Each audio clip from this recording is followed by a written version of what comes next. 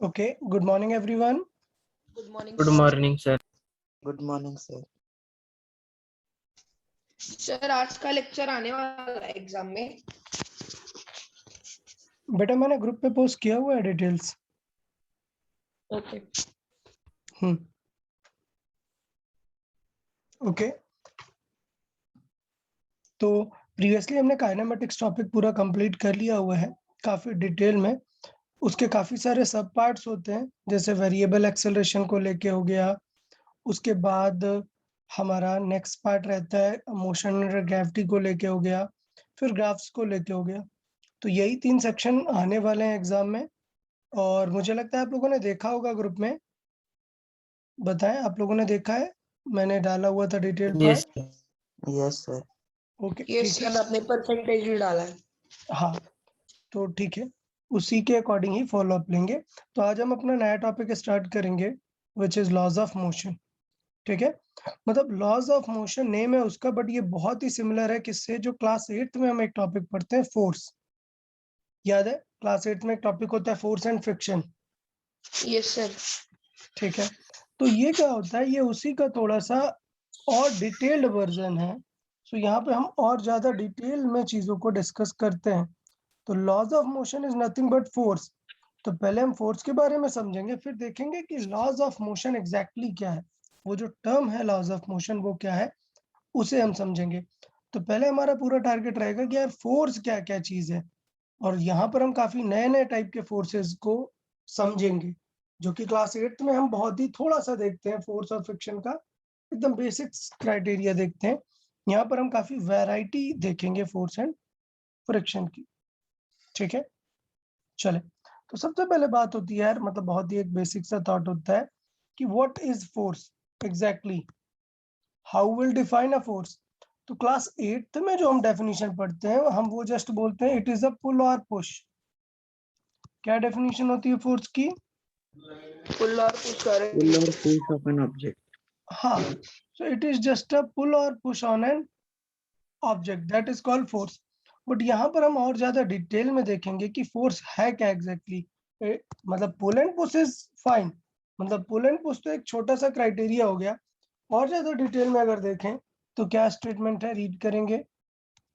An external agent, मतलब force की बातें हो रही हैं। An external agent which is capable of changing the state of motion. State of motion क्या चीजें होती है, मतलब स्टेट मतलब किस स्टेट में मोशन है। इधर वो रेस्ट पे होगा, या फिर उसमें कोई स्पीड होगी, या फिर उसमें कोई डायरेक्शन होगी, डायरेक्शन। और shape and size of the object. ये यस फोर्स सर। की फाइनल डेफिनेशन होगी कि फोर्स इतने काम कर सकता है। एक ऐसा एक्सटर्नल एजेंट जो कि क्या कर सकता है, स्टेट ऑफ मोशन चेंज कर सकता है, मतलब ये 3 चीजें चेंज कर सकता है। या फिर क्या चेंज कर सकता है, shape and size of the object. तो जो हमारा लॉज ऑफ मोशन है, हमारे चैप्टर का नाम क्या है? Law of motion. डेफिनेटली हम उस पर किस टाइप के फोर्सेस पढ़ेंगे, ऐसे फोर्सेस पढ़ेंगे, मतलब फोर्सेस का ऐसा फॉर्म पढ़ेंगे जिसमें वो क्या चेंज करेगा, स्टेट ऑफ मोशन। हम उसका शेप चेंज या साइज चेंज वाला फोर्स का जो है स्टडी नहीं करेंगे। Okay yes sir. ठीक है, बट आपको पता है कि फोर्स डेफिनेटली साइज और शेप चेंज कर सकता है। सपोज एक कोई ऑब्जेक्ट है, उसे बहुत ज्यादा फोर्स लगाओगे तो कंप्रेस हो जाएगा ना, मतलब उसका शेप भी चेंज हो सकता है, उसका साइज। साइज भी चेंज हो सकता है। ठीक है, तो ये हुई हमारी फोर्स की बात। बाय द वे ये चीज हम क्लास 8th में भी देखते हैं, तो इसलिए मैंने इस पे ज्यादा पॉइंट प्रेशर नहीं डाला है। तो आपके लिए समझने की बात क्या है कि हम फोर्स का कौन सा पार्ट स्टडी करेंगे, which will cause the change of state of motion. और कौन से 3 पे टर्म्स एकदम हमेशा याद रखने हैं, कौन से 3 term? Speed and direction. Rest, speed and direction, इन्हीं 3 को फोर्स चेंज करेगा। तो बात आती है फोर्स का यूनिट क्या होता है। तो फोर्स के 2 फेमस यूनिट है, बताएं। Newton and diet. न्यूटन किस सिस्टम में है? Yes sir. देखेंगे न्यूटन किस सिस्टम में यूनिट होता है। हाँ, सिस्टम ऑफ यूनिट्स होते हैं। तो न्यूटन होता है एमकेएस सिस्टम में, जबकि डाइन किस सिस्टम में होता है? CGS system. CGS. ठीक है, तो इनमें रिलेशन भी हमें याद रखना है, क्योंकि यूजुअली हम क्वेश्चन किस सिस्टम में सॉल्व करते हैं? MKS. MKS में सॉल्व करते हैं। तो अगर MKS सिस्टम में सॉल्व करोगे तो न्यूटन को अगर कभी आपको डाइन मिलेगा तो आपको उसे कन्वर्ट करना पड़ेगा। तो 1 newton is 10 to the power 5 dyne, मतलब 1 डाइन इज इक्वल टू कितना हो जाएगा? 10 to the power -5 न्यूटन। ठीक है, इस पावर का मल्टीप्लाई करना पड़ेगा। मतलब अगर आपको फोर्स दे दिया कि यार फोर्स जो है 25,000 डाइन है, ठीक है, तो क्या हो जाएगा?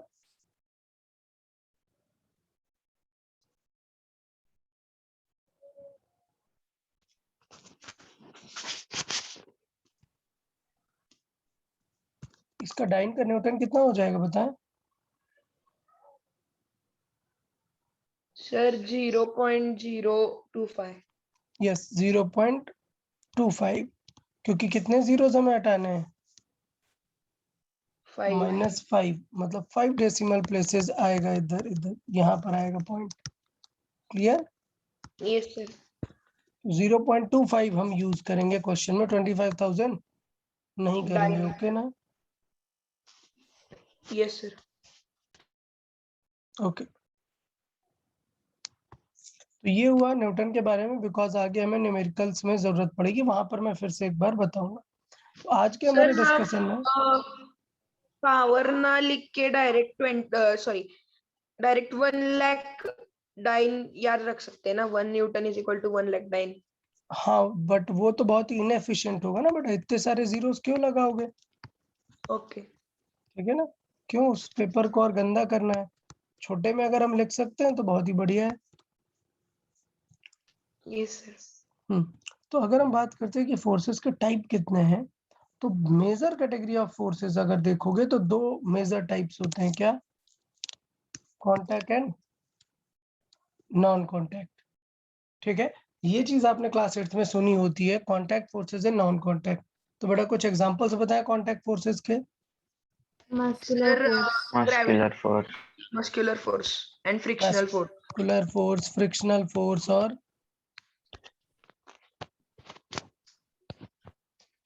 नहीं सर इतना ही पता है। इतने नहीं? ठीक है, अभी बहुत सारे हैं, देखेंगे। नॉन कॉन्टैक्ट में देखें, ग्रेविटेशनल, Nuclear. इलेक्ट्रोस्टैटिक, ग्रेविटेशनल और मैग्नेटिक। मैग्नेटिक। ठीक है, तो होता है कि नॉन कॉन्टैक्ट फोर्सेस इतने मतलब ज्यादा डिटेल में पढ़े जाते हैं, क्योंकि उनका एनालिसिस काफी कॉम्प्लेक्स रहेगा। तो नॉन कॉन्टैक्ट का जो हम लॉज ऑफ मोशन पढ़ते हैं उसमें नॉन कॉन्टैक्ट नहीं डिस्कस करते। नॉन कॉन्टैक्ट के लिए अलग अलग चैप्टर है, मतलब इलेक्ट्रोस्टैटिक के लिए अलग चैप्टर है, मैग्नेटिक के लिए अलग चैप्टर है, ग्रेविटेशन के लिए अलग चैप्टर है। तो ग्रेविटेशन हम स्टडी करते हैं 9th में, इलेक्ट्रिक और मैग्नेटिक किस में करते हैं? 10th में। ठीक है, तो डेफिनेटली ग्रेविटेशन हम सेपरेटली इस चैप्टर में, मतलब नेक्स्ट चैप्टर में पढ़ेंगे, लेकिन बाकी चैप्टर्स उसमें तो मैं यहाँ पर सिर्फ आपको हिंट दूंगा, थोड़ा थोड़ा ब्रीफ करूंगा कि कैसे हैं। इन डिटेल हम उन्हें सेपरेट चैप्टर में ही पढ़ेंगे। ठीक है, बट कॉन्टैक्ट हमारे सिलेबस का पूरा पार्ट है, तो कॉन्टैक्ट को पहले ही हम डिटेल में डिस्कस करेंगे। ओके, तो चलो कॉन्टैक्ट फोर्स को डिस्कस कर लेते हैं। देखें, सिंपल डेफिनेशन है। क्या है कॉन्टैक्ट फोर्स का मतलब?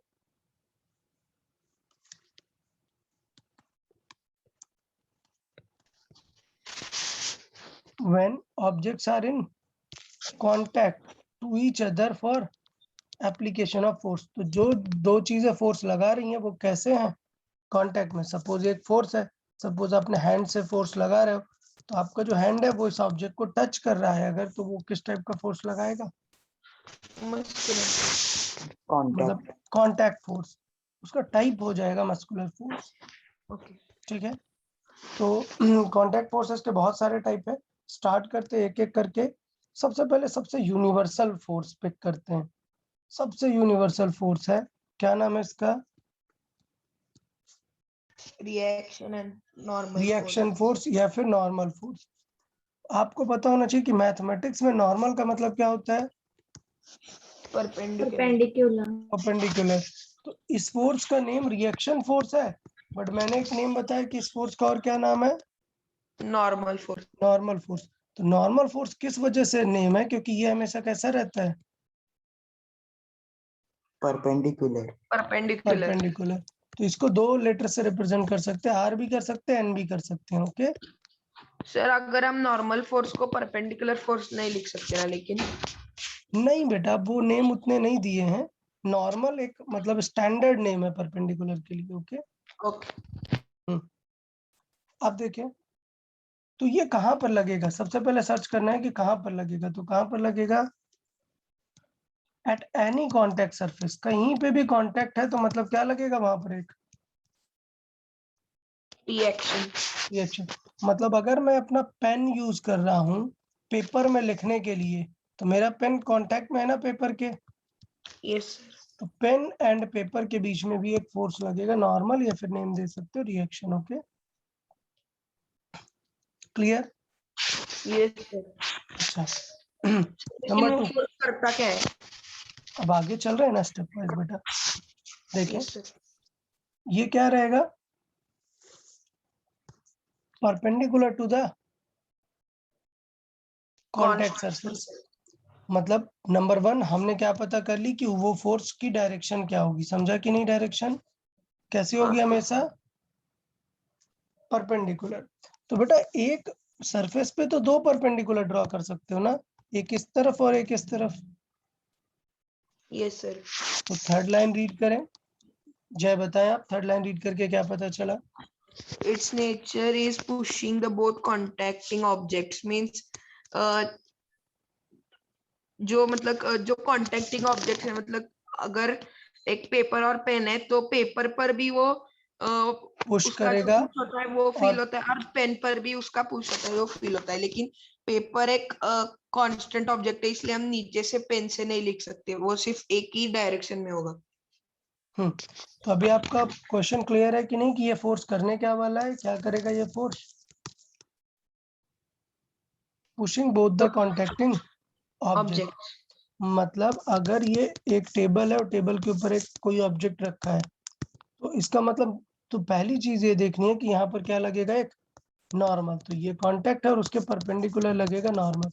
अब खास बात क्या है कि ये कैसे लगेगा कि दोनों ऑब्जेक्ट को पुश करेगा। तो पुश करना मतलब जो ऊपर ऑब्जेक्ट है उसको अपवर्ड डायरेक्शन में लगेगा और जो टेबल है उस पे नीचे। डाउनवर्ड। बट मुझे पता है कि अगर किसी चीज पे फोर्स लगा है तो वो मूव होने की टेंडेंसी रखेगा। तो ऑब्जेक्ट तो ऐसे मूव हो जाना चाहिए, तो ऐसा मूव नहीं होता। रीजन क्या है कि इसकी ग्रेविटी नीचे लगती है। तो बेसिकली इसका ग्रेविटी मतलब वेट, ऑब्जेक्ट का वेट डाउनवर्ड डायरेक्शन में लग रहा है। तो बेसिकली वो नॉर्मल फोर्स क्या कर रहा है? उस ऑब्जेक्ट के वेट को काउंटर एक्ट कर रहा है। ओके यस तो ये जस्ट नेचर है। अभी और डिटेल में जाएंगे तो और क्लैरिटी आती जाएगी इसको लेके। ठीक है, समझे? तो यहाँ पर देखिए एक ऑब्जेक्ट रखा हुआ है, कहाँ पर? ग्राउंड। तो कैसा लगेगा परपेंडिकुलर? ऐसा, क्योंकि कांटेक्ट हुआ ये। ओके ना? Yes sir. ये रेड वाला कांटेक्ट, ये परपेंडिकुलर लगा नॉर्मल फोर्स। लेकिन जब फिगर ड्रॉ करेंगे तो इसका नेचर कैसा होता है? दोनों ऑब्जेक्ट को पुश करता है। तो इसका मतलब अगर ऑब्जेक्ट ये है तो ऊपर की तरफ एरो लगेगा ऑब्जेक्ट में, और ग्राउंड में नीचे की तरफ। तो अब कुछ स्टूडेंट को डाउट होता है सर ये ऑब्जेक्ट ऊपर कैसे पहुंच गया? ऊपर नहीं पहुंचा, सिर्फ हमने अलग अलग स्प्लिट करके ड्रॉ किया है। अभी भी ये कांटेक्ट में है, सिर्फ मैंने क्वेश्चन सॉल्व करने के लिए फिगर को अलग अलग बनाया जिससे मैं किसको नॉर्मल को व्यू कर सकूं। समझ आया कि नहीं? Yes sir. हाँ, तो ऐसा कुछ नहीं कि मैं ऑब्जेक्ट को ऊपर ले गया, ऑब्जेक्ट वही है, सिर्फ मैंने ड्रॉ किया है जस्ट टू रियलाइज की फोर्सेस कैसे लग रहे हैं। सर समझ आया अगर कि नहीं? ग्रेविटेशनल फोर्स नहीं होगा तो वो ऑब्जेक्ट ऊपर की तरफ जाएगा ना फिर? नहीं, पॉइंट यही है कि ये स्मार्ट फोर्स है। आगे बताएंगे इस पे कि ये क्या है, स्मार्ट फोर्स है। It only generates as much the oppose is required. तो इसका मतलब ये है कि अगर ये ऐसे रखा हुआ है ना तो ऐसे नॉर्मल जनरेट ही नहीं होगा। जब कोई इसे डिस्टर्ब कर रहा होगा तब नॉर्मल जनरेट होगा। तो मुझे पता है नीचे इसका क्या लग रहा होगा? वेट। तो because of that weight normal generate होगा। And so that two forces will cancel each other as effect, right? Exactly. That's why the reason is the weight is trying to pull it downward. So the normal will generate in such a way that it will cancel the weight and the object will remain at rest. Yes. Clear?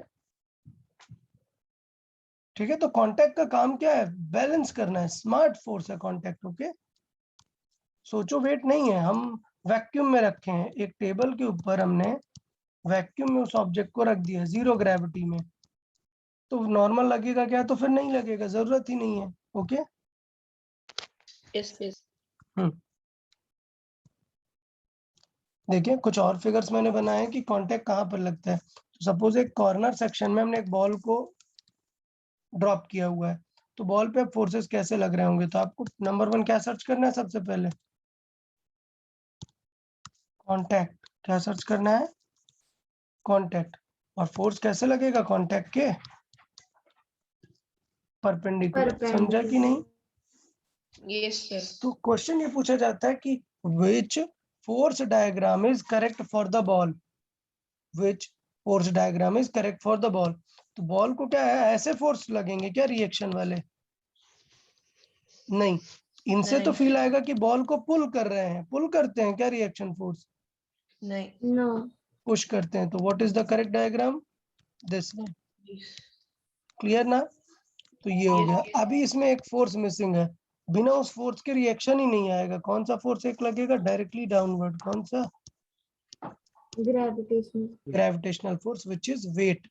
तो मैं यहाँ पे आपको learn करने के लिए चाहूंगा कि आप वेट की वैल्यू लर्न करें. ग्रेविटेशनल फोर्स एनी ऑब्जेक्ट होता है m इंटू जी, उसका mass into acceleration due to gravity. ठीक है, इस g की वैल्यू होती है 9.8. और क्वेश्चन इजी करने के लिए हम क्या यूज कर सकते हैं? 10. तो ये क्लियर रहेगा सभी को कि वेट की वैल्यू कैसे निकालेंगे? m into g. m into जी.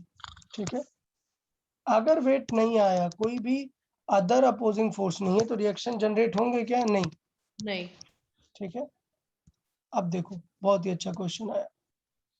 क्या? Force is acting right side, then the direction of force on 3 kg due to 2 kg. तो देखो आप किस साइड पुश कर रहे हो? राइट की साइड.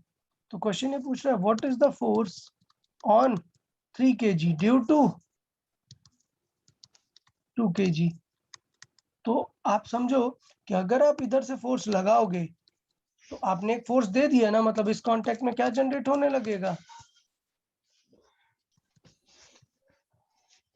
Normal force. तो ऐसा नहीं कि नॉर्मल सिर्फ ग्राउंड में जनरेट होगा, कहीं पे भी कांटेक्ट है कौन सा फोर्स जनरेट होगा? नॉर्मल. नॉर्मल. और उसका नेचर कैसा होगा बेटा? कैसा डायरेक्शन होगी? 2 kg पर किधर होगी? लेफ्ट या राइट? राइट. राइट. और 3 kg पर किधर होगी? लेफ्ट. लेफ्ट. तो क्या रीजन हुआ इसका? कैसे हमने याद किया कि लेफ्ट है या राइट? कैसे पता चला? Because the reaction force just pushes the object. Pushes the contacting object. तो ये क्वेश्चन पूछा जाता है what will be the direction of force on 3 kg due to 2 kg. तो ड्यू टू 2 kg किस तरफ लग रहा है फोर्स? लेफ्ट. लेफ्ट की तरफ. और अगर मैं सिर्फ पूछूंगा what is the direction of force on 3 kg, तो किस तरफ लग रहा है 3 kg पे? लेफ्ट. Sorry right. राइट, क्योंकि इसकी बात कर रहा है. अगर पूछेगा कि फोर्स ड्यू टू 2 kg मतलब किसकी बात कर रहा है? नॉर्मल. नॉर्मल की. ओके ना? Yes sir. ठीक है. तो यहाँ से हमने फिगर बना दिया. देखिए क्लियर है कि नहीं? ये फिगर 3 kg पे क्या लग रहा है? लेफ्ट की तरफ लग रहा है. और 2 kg पर अलग. मैं इसे बोलते हैं बेटा फोर्स डायग्राम. क्या बोलते हैं? Force diagram. इसे बोलते हैं FBD. क्या बोलते हैं? FBD. इसका मतलब होता है फोर्स बॉडी डायग्राम, या फिर कुछ बुक्स इसे लिखते हैं फ्री बॉडी डायग्राम. क्या लिखते हैं? Free body diagram. बॉडी मतलब ऑब्जेक्ट है. बॉडी मतलब ऑब्जेक्ट. तो हमें ऑब्जेक्ट पे फोर्स डायग्राम बनाना है, बट कुछ लोग बोलते हैं इसे फ्री बॉडी डायग्राम, मतलब ऑब्जेक्ट को फ्री करके फिर बनाओ डायग्राम. तब भी इनडायरेक्टली फोर्स ही वो पूछ रहा है. ओके ना? Yes sir. ठीक है. तो हम देखेंगे इसका मतलब कि ये कांटेक्ट में था, पर हमने जानबूझ के अलग अलग कर लिया, क्या बनाने के लिए, FBD। Free इस body बॉडी diagram. पे एकदम दिखना चाहिए कि फोर्सेस कैसे लग रहे हैं। तो ये N लग रहा है बिकॉज ऑफ 2 kg और ये N लग रहा है because of 3 kg। 3 kg। Clear है सभी को? Yes sir. Yes, sir. ठीक है। सर तो अभी ज्यादा फोर्स 2 kg पे लग रहा है तो वो मूव नहीं होगा? मूव होगा, बिल्कुल होगा। वो अब हम आगे जाके देखेंगे ना, अभी तो सिर्फ हम क्या सीख रहे हैं, स्टेप देखो यार, आप स्टडी का स्टेप देखो कि कैसे डिजाइन किया हुआ है मैंने कोर्स। Step Yes, sir. मतलब आराम से समझ रहे हैं हम। पहले देख रहे हैं कि नॉर्मल है कौन, फिर हमने देखा कि डायरेक्शन कहाँ लगेगा, फिर देखा कि कैसे लगेगा, हाउ, फिर हम देखेंगे आगे जाके कि अमाउंट कैसे कैलकुलेट करेंगे। समझा ना? Yes sir. ठीक है। तो बट अमाउंट कैलकुलेट करने के लिए हमें कोई फॉर्मूला चाहिए पड़ेगा। वो फॉर्मूला मिलता है हमें कहाँ से, लॉज ऑफ मोशन। मोशन। तो जब हम लॉज ऑफ मोशन पढ़ लेंगे उसके बाद मैं आपको बताऊंगा कि ये फोर्स कैसे निकालेंगे। तो टेंशन नहीं लेना, by next lecture you will be able to tell कि ये कितना होगा अमाउंट। समझ आया Yes, कि नहीं? बिल्कुल yes. अभी टेंशन नहीं लेना है, बाय नेक्स्ट लेक्चर आपको पता चलेगा कि कितना फोर्स लगने वाला है इस नॉर्मल का। ओके। नंबर 2, पहला फोर्स क्या था, नॉर्मल या फिर रिएक्शन। मैंने नॉर्मल और रिएक्शन में 3 चीजें बताई हैं कि कहाँ पर लगेगा, डायरेक्शन कैसी होगी और नेचर कैसा है इसका। मैंने अभी वैल्यू बताई क्या? नहीं। नहीं। ठीक है, वो जब हम लॉज ऑफ मोशन सीखेंगे उसके बाद हम वैल्यू बताएंगे आपको। नेक्स्ट नंबर 2, कांटेक्ट फोर्सेस में नंबर 2 है, क्या नेम है इसका? Applied force. Applied force. कुछ लोग इसे बोलते हैं एक्सटर्नल फोर्स भी। क्या? External force. External. इसलिए इसे सिर्फ किससे रिप्रेजेंट करते हैं, F से। इसका सिंपल तरीका है कि आप किसी ऑब्जेक्ट को पुल या पुश कर रहे हो तो डेफिनेटली अगर पुल कर रहे हो तो कुछ तो कांटेक्ट बना के रखोगे ना। तो पुल या पुश इसी को बोलते हैं अप्लाइड फोर्सेस। मतलब पुल कर रहा है या फिर पुश कर रहा है, कांटेक्ट है वहां पे। अब कुछ लोग सोचेंगे सर वो हमने जो मैग्नेट वाला देखा था कि मैग्नेट तो पुल कर सकता है ना, याद है क्लास 8 में पढ़ा है ना मैग्नेट, ऐसे Yes, sir. नॉर्थ साउथ होते हैं, दोनों एक दूसरे को क्या करेंगे, Attract. अट्रैक्ट। तो देखो यहाँ पर वर्ड पुश पुश या पुल नहीं यूज होता है, क्या वर्ड यूज होता है, attract, Attraction and repulsion. Repulsion. तो क्लैरिटी रखना है कि पुल और पुश मतलब होता है अप्लाइड फोर्सेस कांटेक्ट वाले, अट्रैक्शन और रिपल्सन मतलब होता है non contact. Next famous force क्या है, frictional force. Frictional frictional force. Force. इसका भी हम पहले ब्रीफ डिस्कस करेंगे, फिर हम आगे जाके वैल्यू कैलकुलेट करेंगे। जैसे हमने नॉर्मल में वैल्यू नहीं कैलकुलेट की ना, वैसे ही नहीं हम सर। फ्रिक्शन में ही आगे जाके वैल्यू कैलकुलेट करेंगे। पहले बस समझ लेते हैं फ्रिक्शन है क्या, कब कैसे लगेगा। तो स्टेप 1 बताया जाए, क्या है इसका मतलब, it is possible at any contact only. Means मतलब अगर कांटेक्ट नहीं हुआ तो वो फोर्स एक्टिव नहीं होगा। फ्रिक्शन एक्टिवेट नहीं होगा। तो कोई एक और फोर्स है ना जो कांटेक्ट से तुरंत एक्टिवेट हो जाता है, कौन सा? Friction. नहीं, इसके अलावा अपार्ट फ्रॉम दिस अभी स्टडी किए ना, yes Reaction sir. force. Reaction force, reaction force. Normal force. तो अब उसका एक नया नेम आ जाता है, क्या? सिर्फ कांटेक्ट। कांटेक्ट भी बोलते हैं। तो टेंशन नहीं लेना है, वो एक अलग अलग बुक्स हैं फॉलो लेती हैं, स्टैंडर्ड 2 ही हैं, क्या, रिएक्शन एंड नॉर्मल। नॉर्मल। अच्छा, तो नंबर 1 ये तो पता चल गया कि कांटेक्ट में पॉसिबल होगा, ठीक, लेकिन कब होगा बताएं।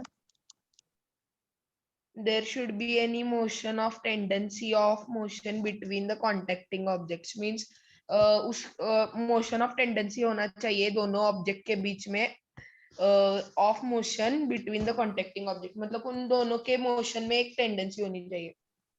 नंबर 1 यहाँ पर है कि there should be any motion, motion मतलब रियल में मोशन हो रही है, और टेंडेंसी ऑफ द मोशन मतलब ट्राई कर रहे हैं मोशन होने का। मतलब समझिएगा, सपोज एक बॉल है और आपने ग्राउंड में थ्रो की, तो मोशन हो रही है नहीं हो रही है? हो रही है सर। तो मतलब वहां पर रियल में मोशन है, और बॉल कांटेक्ट में भी है या नहीं ग्राउंड के है साथ? तो मतलब क्या आ गया वहां पर? Frictional force. फ्रिक्शन। नंबर 2, एक बड़ा सा ह्यूज बॉक्स रखा है, लेट्स से 100 kg का। अब आप इसे क्या कर रहे हो? पुश कर रहे हो। तो देखो यहाँ पर कांटेक्ट है, बट क्या मोशन है यहाँ पर? नहीं। नहीं है। No. But there is a tendency of motion. आप ट्राई तो कर रहे हो ना, मोशन यस हो सर। नहीं रही है। तो अगर आप ट्राई भी कर रहे हो तो तुरंत यहाँ पर क्या एक्टिवेट हो जाएगा? फ्रिक्शन। समझा कि नहीं बताइए? ये फ्रिक्शन समझा कि नहीं? सर फर्स्ट केस मतलब रियल में मोशन दिखेगा, और सेकंड केस मतलब ट्राई। ट्राई हो रही है, अगर फोर्स लग रहा है तो वहां पर आ जाएगा। तो नंबर 1, एक बॉक्स ऐसे रखा हुआ है, फ्रिक्शन आएगा क्या? नहीं, क्योंकि ना ही नहीं है। मोशन हो रही, ना ही कोई ट्राई कर रहा है। Okay, yes sir.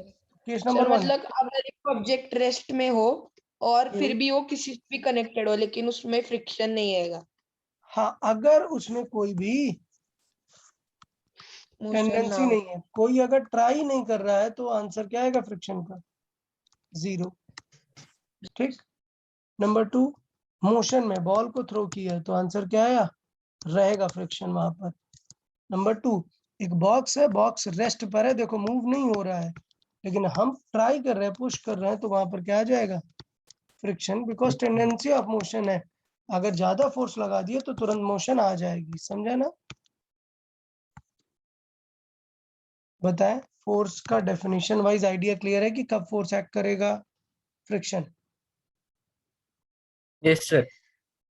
ओके, तो फिर ये पॉइंट पढ़ेंगे। अब आप बताएं, इसे रीड करें, देखें। अब ये बताएगा डायरेक्शन।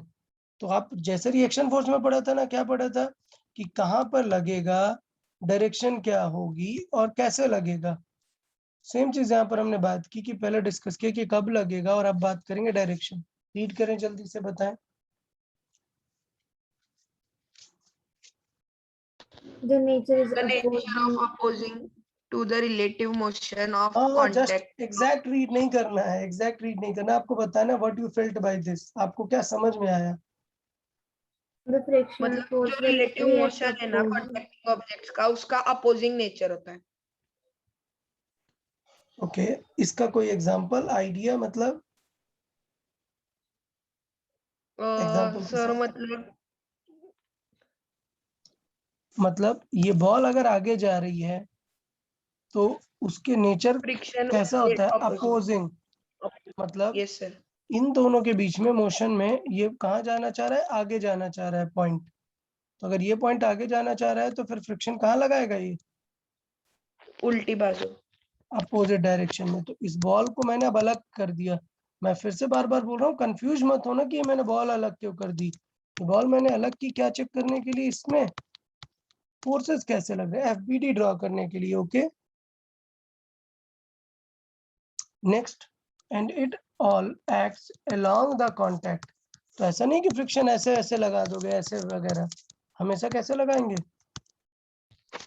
अलोंग द और कॉन्टैक्ट। मतलब जिस एंगल में होगा उसके अपोजिट में वो लगाएगा फ्रिक्शन। एग्जैक्टली, कॉन्टैक्ट के अपोजिट, जबकि नॉर्मल क्या था? कॉन्टैक्ट के परपेंडिकुलर। ये सर परपेंडिकुलर। अच्छा, एक और चीज, क्या लिखा है इसका मतलब? जैसे नॉर्मल फोर्स पेयर में आया था, ये फोर्स भी कैसे रहता है? पेयर में। पेयर में। और दोनों पेयर कैसे रहते हैं? सेम डायरेक्शन में रहते हैं क्या? Opposite. अपोजिट, म्यूचुअली अपोजिट, मतलब एक दूसरे से अपोजिट।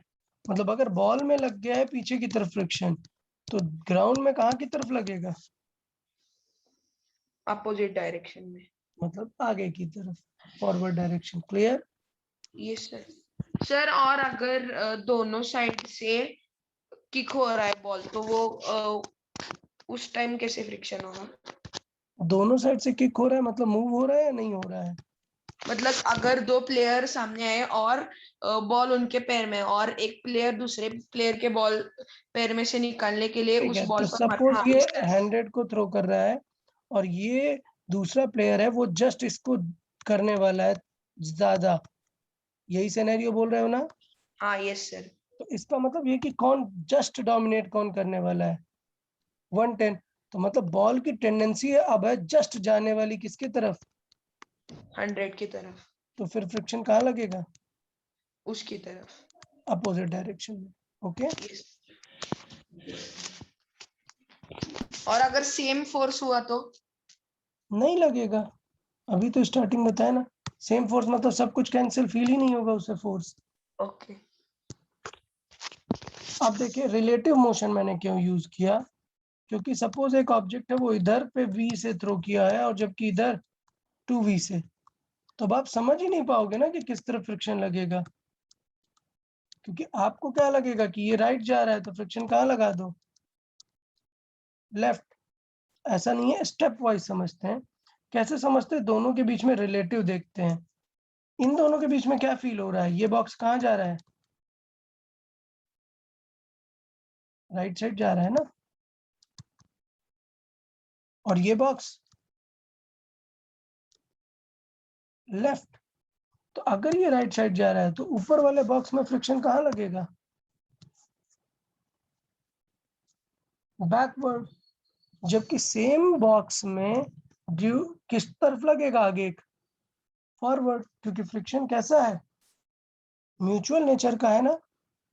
लेकिन यहाँ पर 2 बार फ्रिक्शन लगेगा, कैसे 2 बार लगेगा, क्योंकि 2 कांटेक्ट है, एक कांटेक्ट ये है और एक कांटेक्ट ग्राउंड के साथ है। ग्राउंड के साथ देखो, ग्राउंड को क्या फील होगा कि ये वाला ऑब्जेक्ट किधर जा रहा है, लेफ्ट। ग्राउंड इस ऑब्जेक्ट पे किधर फ्रिक्शन लगाएगा, राइट। और ग्राउंड ने अगर राइट लगा दिए तो खुद ग्राउंड को किस तरफ फील होगा फ्रिक्शन, लेफ्ट। इस तरीके से हमने देखा कि फ्रिक्शन हमेशा म्यूचुअल पेयर में आता है। बताइए क्लियर है कि नहीं इस फिगर से? Yes, sir. चेक Yes, करना है sir. कि कितने कांटेक्ट है, 2 कांटेक्ट्स आर देयर, और उसके अकॉर्डिंग हमने चेक किया। तो फ्रिक्शन भी हमारा क्लियर हो गया। अब फ्रिक्शन की वैल्यू कैसे निकालनी है ये मैं आगे फोर्सेस के बाद सिखाऊंगा। तो डायरेक्शन वगैरह सबको क्लियर होगी ना, फ्रिक्शन कैसे एक्ट करेगा? Yes, sir. Yes, sir. चले, नेक्स्ट फोर्स की लिस्ट में क्या है? Mechanical forces. Mechanical. और मैकेनिकल एक बड़ी कैटेगरी है। मैकेनिकल फोर्सेस में बहुत सारे फोर्सेस आते हैं, आप रीड कर सकते हैं, बताएं। Muscular force, pulley force, spring force, string force. ठीक है, तो ऐसे काफी सारे एग्जाम्पल है, मैंने सिर्फ वो एग्जाम्पल पिक किए हैं जो हमें स्टडी करने हैं। ठीक है, तो मस्कुलर फोर्स मतलब मैंने बताया कि सिंपल हम जो ह्यूमन बीइंग है वो एक्ट कर रहा होगा उसमें पुल या पुश के फॉर्मेट में। ओके, Yes, तो yes. बेसिकली इसको कुछ आप डिफाइन नहीं कर सकते हो कि किधर लगेगा किधर नहीं लगेगा, क्योंकि ये ऑटो जनरेटेड फोर्स नहीं है, ये तो आपका मन है ना आप किधर लगाओगे। ओके, क्लियर कि नहीं? तो हम मस्कुलर फोर्स की बात करेंगे क्या? नहीं, No. क्योंकि मस्कुलर फोर्स को डिफाइन मतलब ऐसा कर नहीं सकते, आपका जो मन है आप उस तरफ फोर्स लगा दो। तो मस्कुलर फोर्स मतलब ठीक है, फोर्स जनरेटेड बाय अस, और वो कुछ भी डायरेक्शन में लग सकता है। तो अब हमें रिमेनिंग क्या क्या स्टडी करना है, पुली, स्प्रिंग और स्ट्रिंग। तो हम किससे स्टार्ट कर लेते हैं, लेट्स से स्प्रिंग की स्टडी पहले कर लेते हैं कि एक स्प्रिंग किस तरीके से फोर्स लगाती है। तो स्प्रिंग का स्ट्रक्चर सबको पता है, एक ऐसे हुक होता है और इस तरीके से एक स्ट्रक्चर होता है। क्लियर है कि नहीं सबको स्प्रिंग? Yes, sir. अब देखिए कि ये जो चीज है स्प्रिंग, ये कैसे फोर्सेस को डिलीवर करने वाली है।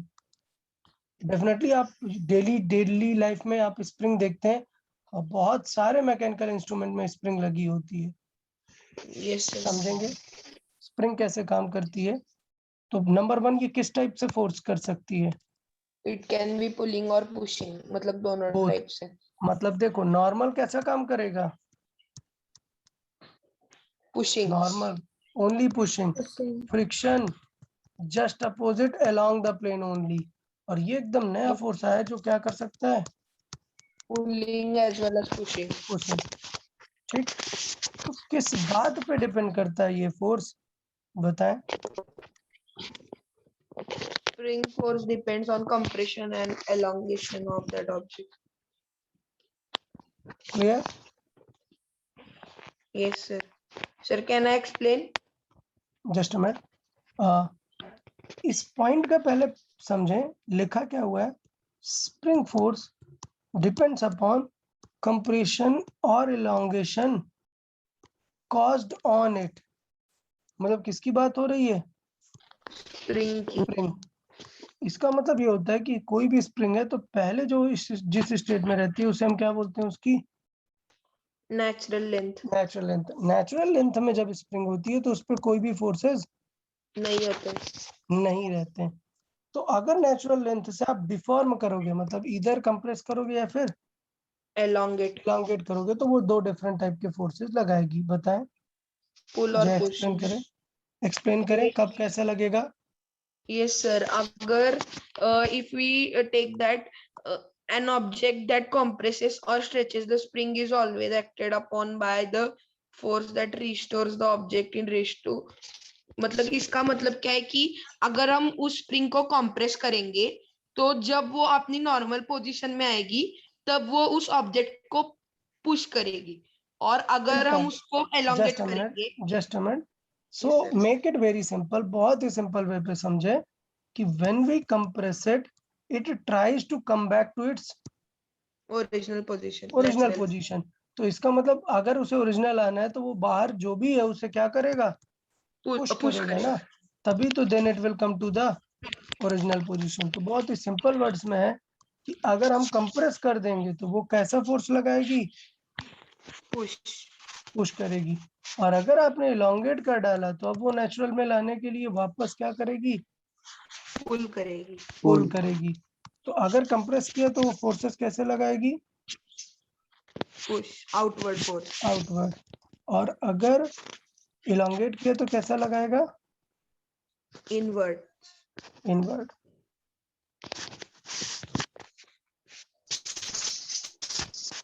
जय, आपका नॉइज काफी ज्यादा आता है माइक से, थोड़ा सा स्टेबल रखें।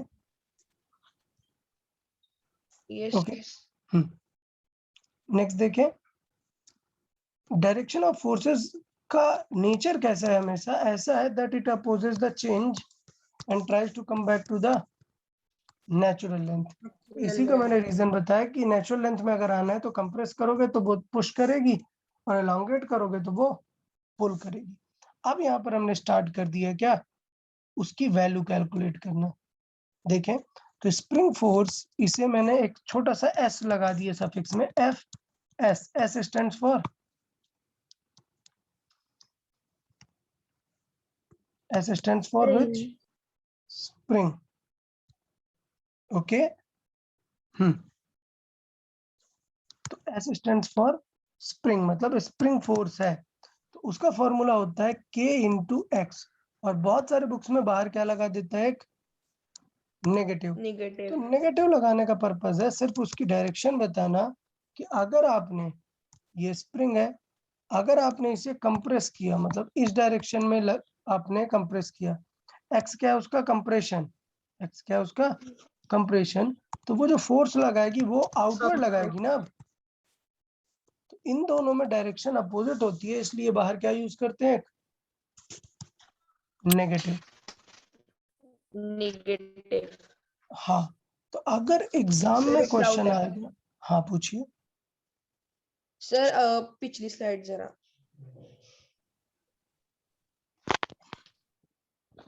सर इसकी पिछली स्लाइड शो करिए। किस सेक्शन में, सर इसकी पिछली स्लाइड, मतलब अभी जो कंप्रेस और एलोंगेट वाली। हाँ सर अगर अब हम देखेंगे कि वो एलोंगेट हो रही है तो उसके नॉर्मल पोजीशन में आने के लिए वो पुल करेगी, तो एलोंगेशन भी एक टाइप का पुश ही है ना, मतलब। क्यों इलॉन्गेशन एक टाइप का पुश है, सॉरी पुल है पुल। पुल है, हाँ वही तो बताया, स्टार्टिंग डेफिनेशन ही बताई ना, it can act as a both pull and push ना, तो यही तो लिखा है। मतलब अगर हम उसको पुश करेंगे तो वो हमें पीछे अगर और एक बार पुश करेगी, और अगर हम उसको पुल करेंगे तो वो हमें भी एक बार पुल पुल करेगी, करेगी, मतलब उसका हाँ जो फोर्स है वो अपोजिंग होता है। तो अपोजिंग जो होता पुल है। और पुश है ना वो मस्कुलर फोर्स आएगा ना। हाँ जो पुल एंड पुश है वो मस्कुलर हो सकता है, कुछ दूसरा मैकेनिकल भी हो सकता है, कोई मशीन वगैरह लगा के आप पुल पुश कर रहे हो। Yes sir. हम्म, ठीक है। तो अभी ये बात करें अगर हम कि स्प्रिंग फोर्स जो है वो नेगेटिव साइन तो हमें क्लियर हो गया, क्यों यूज कर रहे हैं, डायरेक्शन के लिए। तो क्वेश्चन सॉल्विंग में क्या नेगेटिव का ऐसे यूज होने वाला है क्या, नहीं। नेगेटिव तो अपन कॉमन सेंस से समझ जाएंगे ना। यस हमारा टारगेट होगा फोर्स का अमाउंट कैलकुलेट करना। तो अमाउंट कैलकुलेट करने के लिए एक चीज यहाँ पर देखेंगे के, ये के क्या होता है, क्या होता है ये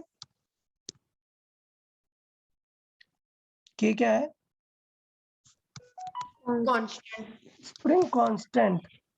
ये हर स्प्रिंग के लिए डिफाइन करके उसमें लिखा होगा। तो अगर आप एक स्प्रिंग डिजाइन कर रहे हैं, ये छोटी स्प्रिंग है और ये आपने एक बड़ी स्प्रिंग रखी, तो इन दोनों का क्या अलग है, कांस्टेंट अलग है। कांस्टेंट अलग अलग होगा। ठीक, एक्स क्या है, डिफॉर्मेशन कॉस्ट।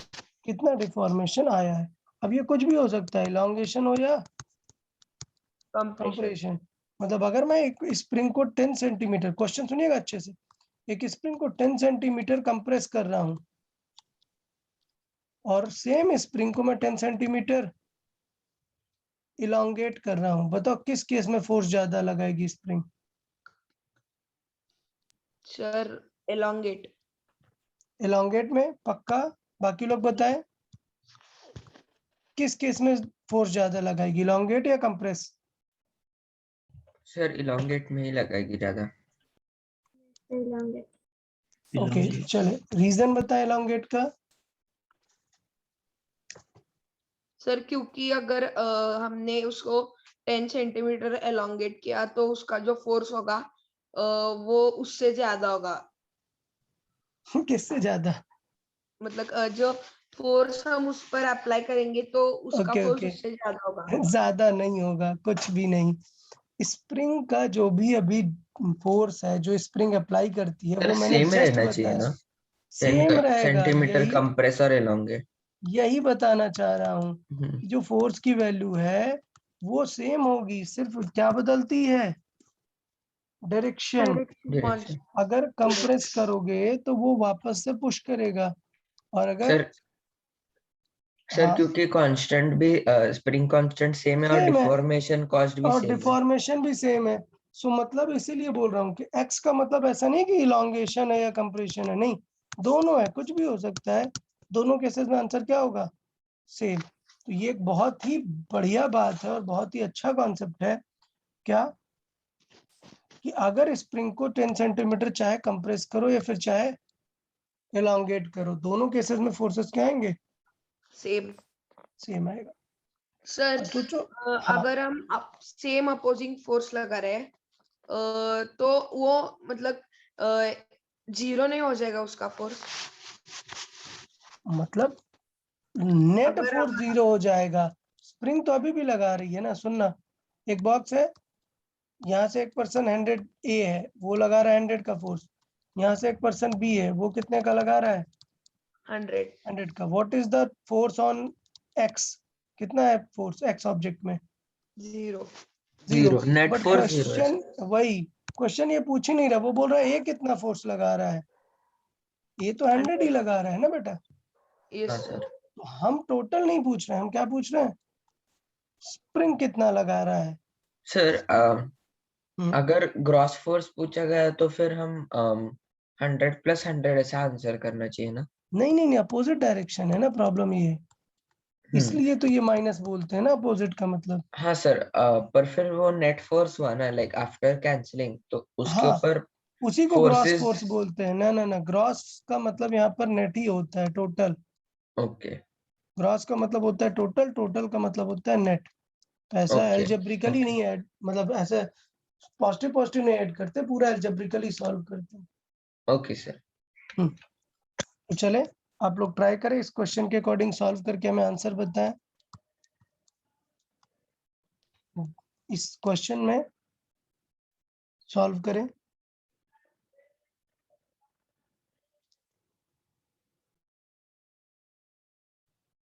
आंसर आप चैट बॉक्स में करेंगे, ठीक है? Answer Yes. कोई बताएगा नहीं, चैट बॉक्स में करें। आई चेक कि किसको करेक्ट हुआ आंसर। और आंसर एमकेएस यूनिट में आना चाहिए, मतलब स्प्रिंग फोर्स का आंसर किसमें देना है आपको? न्यूटन में।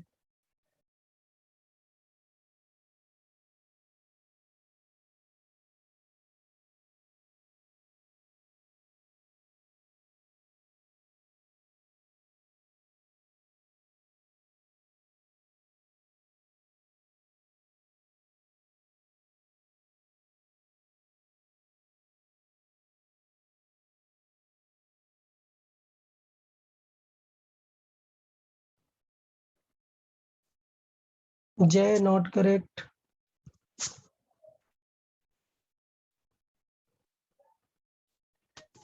सर कॉम्प्रेस्ड 2 15 सेंटीमीटर मतलब उस स्प्रिंग की साइज कॉम्प्रेस करने के बाद 15 हो गई या नहीं आप रीड करो, I will explain it later. आप थॉट दो, क्वेश्चन इज वेरी क्लियर।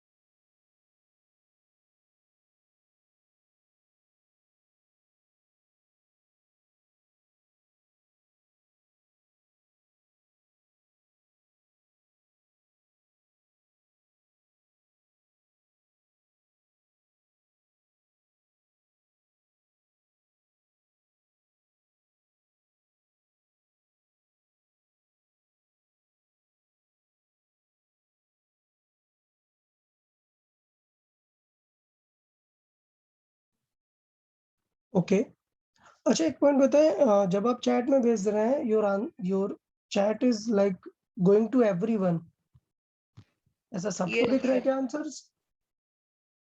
हाँ सर सबको दिख रहा है। सर मैंने तो पर्सनल चैट में भेजा था। Yes, sir. Okay, I okay. also sent privately. या तो आपको दोनों ऑप्शंस मिलते हैं क्या, कि सेंड यस पर्सनली और सर, सेंड? हम अगर Yes, चाहिए sir. तो किसी एक स्टूडेंट को भी भेज सकते हैं, आपको भेज सकते हैं या फिर एवरीवन को भी भेज सकते हैं। ओके ओके, तो फिर तो मुझे चेंज करना चाहिए। सर सिर्फ Otherwise- आपको और सबको भेज सकते हैं, ये दो ही ऐसा ना, ऑप्शन है। पर्सनली हाँ, स्टूडेंट sir. को It's नहीं just for भेज। host and Yeah. हाँ everyone. Private हाँ। chat Then only for host. Exactly वही मुझे वही था कि इंडिविजुअल मैंने डिसेबल किया हुआ था कि आप इधर सबको कमेंट कर सकते हो या पर्सनली मुझे आपस में नहीं चैट कर सकते हो। ठीक है, चले देखिए ये क्वेश्चन में। देखो इस क्वेश्चन में दो गलतियां होने वाली हैं, मैं पहले से ही बात करता हूँ। सर हाँ। क्योंकि अभी मैंने जो प्रियांश तेंदुलकर है उसको हाई मैसेज डाला तो वो जा रहा है। एक पर्सन को भी हम चेंज कर सकते हैं।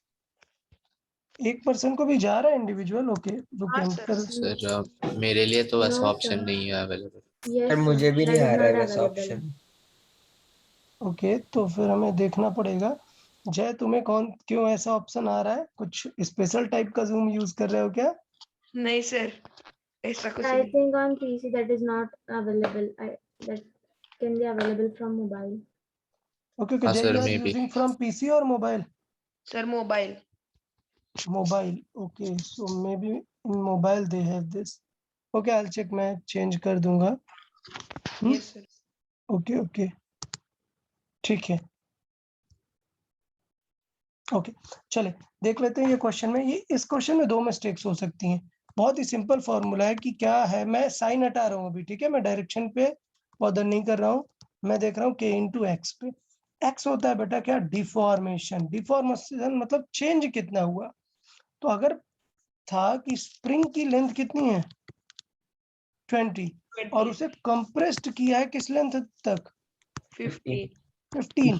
तो आंसर 15 नहीं है, x is not 15। Sir deformation 5 रहना चाहिए। 5 रहना चाहिए। बहुत सारे लोग 15 लेके कर रहे हैं यार। सर अभी समझा कि नहीं सबको? Just a so minute. Sir 25,000 Newton wrong आएगा। एक मिनट देखते हैं। अभी पहले फर्स्ट स्टेप क्या है पहले समझते हैं। क्या था कि डिफॉर्मेशन हमें क्लियर होना चाहिए। कितना आया? 5 5। सेंटीमीटर। ठीक है, तो ये पहले कंफर्म करना है कि जो हमें x लेना है वो 15 नहीं है। x कितना है? 5। 5. अब मैंने 5 कहा आपसे कि आपका आंसर आना चाहिए न्यूटन में फोर्स का। तो बेटा न्यूटन में अगर आप ले रहे हो तो दोनों जो यूज करोगे उनका यूनिट क्या होना चाहिए किस सिस्टम में? MKS. MKS। MKS। m मतलब मीटर, Meter. k मतलब kg, s मतलब सेकंड। Yes, sir. मतलब यही यूनिट होने चाहिए। तो x तो सेंटीमीटर में है ना, क्या सेंटीमीटर में लिख दोगे क्या? नहीं सर, मीटर नहीं में सर, वो कन्वर्ट करेंगे। मीटर में 0.05 कन्वर्ट मीटर करेंगे आएगा. तो k मीटर। तो ओके है। देखो k क्या है? न्यूटन MKS है पर मीटर, ये भी MKS है 5000। बट x की वैल्यू 5 सेंटीमीटर है तो मीटर में कन्वर्ट करने के लिए 100 का डिवाइड। डिवाइड। तो एग्जैक्ट फाइनल करेक्ट आंसर कितना हुआ? 250 न्यूटन. 250 न्यूटन। ठीक है, सो अभी क्लैरिटी है ना सभी को? मिस्टेक्स तो नहीं? 250 newton is correct. Yes, sir. Okay, so Tanvi ने आई गेस आंसर करेक्ट दिया हुआ था। Very good. ओके चले, तो क्वेश्चन अभी क्लियर है ना? अभी तो मिस्टेक्स नहीं करेंगे ना? नहीं करेंगे नहीं सर. सर. चलिए ठीक है, तो नेक्स्ट क्वेश्चन देते हैं। एक बार चाहिए तो आप ध्यान दे लें, मैंने यहाँ पर कन्वर्जन किया है कि आंसर 25,000 नहीं होगा क्योंकि डायरेक्टली 5 से नहीं कर सकते बिकॉज ये न्यूटन पर मीटर है और ये सेंटीमीटर है। तो दो सेम टाइप के यूनिट डिफरेंट फॉर्मेट में यूज नहीं करते हम लोग।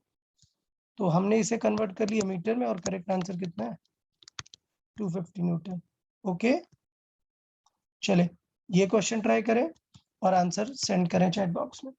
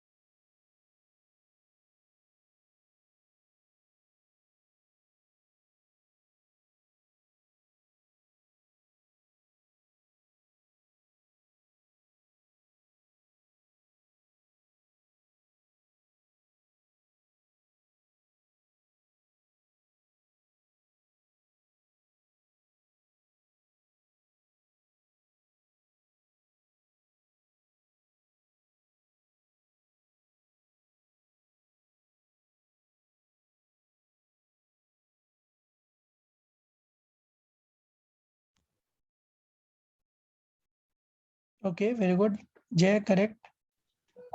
Yes, sir. बाकी लोग भी जल्दी सॉल्व करें।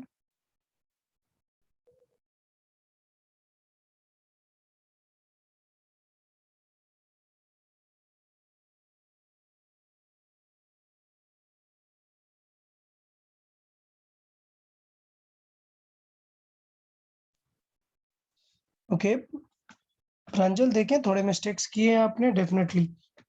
Anay very good. प्रांजल आपने फिर से वही सिली मिस्टेक की है जो मैं भी यहाँ पर समझा रहा हूँ। प्रांजल आप आंसर करें। प्रांजल Yes sir. देखो बेटा, यहाँ पर मैंने बताया ना कि अगर मुझे एमकेएस यूनिट में चाहिए तो क्या ये सेंटीमीटर में यूज करेंगे क्या? No. तो आपने फिर से इसे सेंटीमीटर में गिवन था और यूज कर लिया विदाउट कन्वर्ट किए। सो ऐसा क्यों करते हैं आप लोग? रिपीट क्यों कर रहे हैं अपने मिस्टेक्स को? अभी क्लियर है? Yes sir. या तो मिस्टेक्स को बेटा रिपीट नहीं करना है, इसीलिए सिखाया जाता है। तो चले देखें, तो हमें डिफॉर्मेशन दिया था सेंटीमीटर में, तो पहले हमें इसे कन्वर्ट करना पड़ेगा मीटर में। क्लियर है ना ये चीज? Yes, sir. Yes sir. Okay, तो ये हो गया 5/1000। अभी कट कर सकते हैं बट मैं जरूरत नहीं समझता क्योंकि मुझे आगे पता है यूज हो जाएगा। तो F इज इक्वल टू के एक्स है, जबकि हमें क्या फाइंड करना है, के के। तो x इधर मल्टीप्लाई में ना, इधर किस में जाएगा, x Divide. डिवाइड में। तो k का फॉर्मूला क्या बनेगा, f by x x। x और f था 50 और x की वैल्यू थी 5/1000। तो 1000 के ऊपर मल्टीप्लाई में चला गया, 5 कैंसिल आउट हो गया, कितना आ गया आंसर, 10,000 10,000। 10,000 Newton metre. मिस्टेक उसको हुआ होगा जिसने सेंटीमीटर से कन्वर्ट नहीं किया। सर हाँ हाँ। मैंने 0.5 को डायरेक्ट 100 से डिवाइड किया बिकॉज इट वाज ऑलरेडी चलता है, नो इश्यूज, मतलब कोई उसमें बड़ा प्रॉब्लम नहीं है। कैलकुलेशन आप कैसे भी कर लो, पॉइंट है कि कोई भी मिस्टेक्स नहीं करनी है प्रॉपर पाथ में।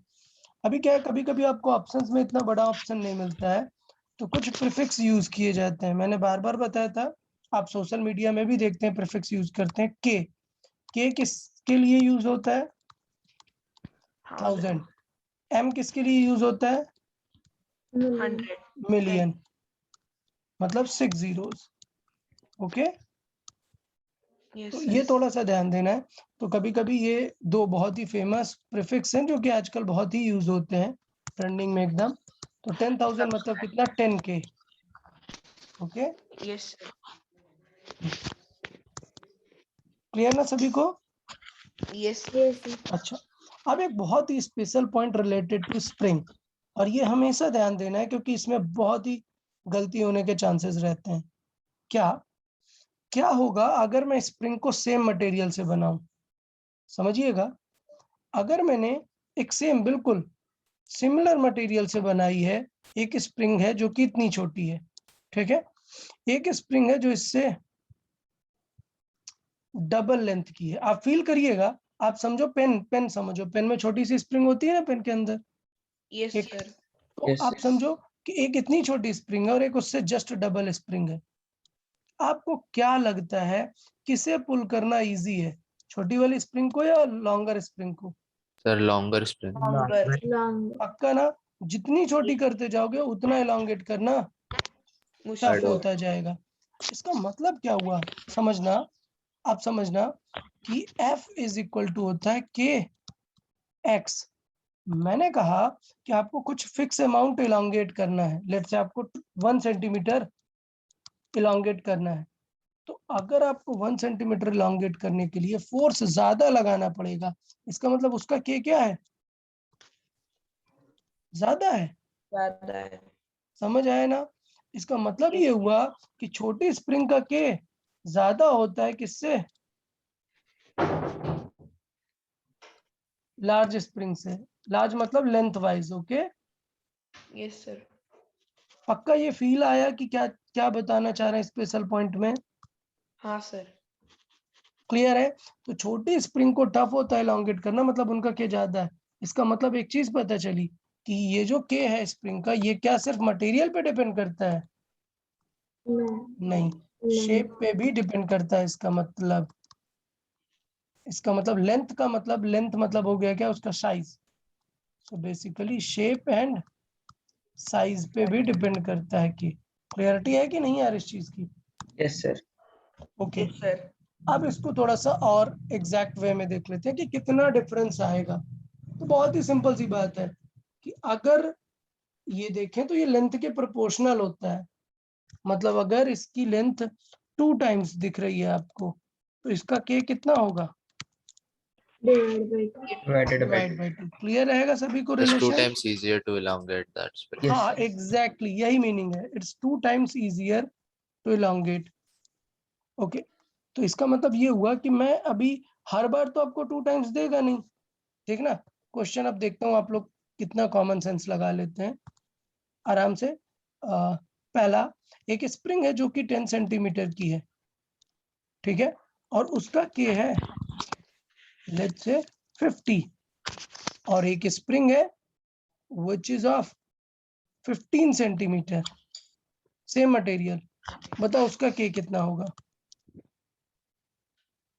लेट्स सी कितने लोग को सही आइडिया आता है। 7.5 7.5? No, sir. अरे यार गड़बड़ है यार, तुम अभी कैच नहीं कर पा रहे हो। 33.3 बार आएगा sir. Yes. 33.3 bar. 3 bar Okay, ratio but- maintain होगा 10/15 टाइम्स 50 ऐसा। Very good very good. तो क्या चीज हो रहा है एग्जैक्टली फिर से बताएं, क्या होगा यहाँ पर? The ratio will be maintained, so exactly 10/15 multiplied by 50. Exactly तो क्या चीज मेंटेन रहने वाला है? यहाँ पे रेशियो मेंटेन रहेगा इन दोनों का। ठीक है, तो समझे कि यहाँ पर हम एक कॉमन सेंस वाला फैक्टर लेके आते हैं कि अगर हमें कभी भी स्प्रिंग के बारे में बात करना है तो इनका जो कांस्टेंट है वो क्या रहेगा? मेंटेन रहेगा। मतलब किसी भी स्प्रिंग में आप L इंटू के लिख दो, वो हमेशा क्या रहेगा? कांस्टेंट। इसका मतलब ये होगा कि अगर आप L1 लेंथ का ले रहे हो तो उसका K1 अगर है तो दूसरी अगर L2 लेंथ का लोगे तो उसका क्या आएगा? K2 आएगा। Okay Yes, sir. ठीक है, तो यहां से हम इस चीज को यहाँ पर मैंने आगे लिखा दिया होगा कि क्या चीज मेंटेन रहने वाला है इनका। यहाँ पर मैंने नहीं लिखा है शायद, तो यहाँ पर हम लिख लेते हैं क्या? K dot L is constant. इसका मतलब होता है K1 L1 will be equal to K2 L2, कभी भी यूज कर सकते हैं।